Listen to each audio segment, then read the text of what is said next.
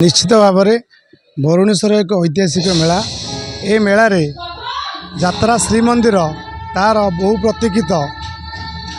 आमर जानुआरी नाटक दीर्घ 5 राति आज की होगला 5 राति जाक आम हाउसफुल आम 5 राति जेहेतु नाटक कलु दर्शक माने ग्रहण कले बोली आम कलु दर्शक माने ग्रहण कले माने निश्चित भाव में आम 1 नंबर कहवा यात्रा श्रीमंदिर रे कान्हा भाई टिकियपा आपणकर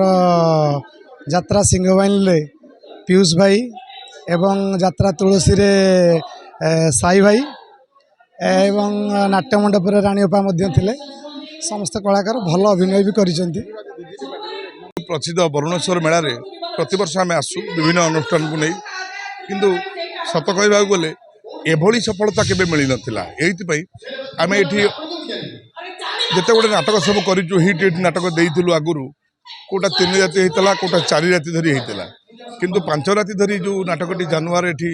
को माने भल पाइले देखिले से आम समस्त श्रीमंदिर कलाकार कर्मचारी समस्त से पाखे चिरऋणी से दर्शक देवता पाखे खाली एठी आमर भुवनेश्वर नुहे कि खंडगिरी नुहे ओलाशुणी हुए जोरंदा हुए केउंझर हुए जोड़ा बड़बिल हुए ओडिशार कोण अनुकोण सब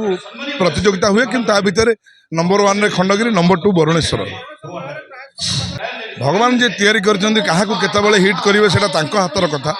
समय थिला एठी अन्य राइटर डायरेक्टर माने भी ना नौथिले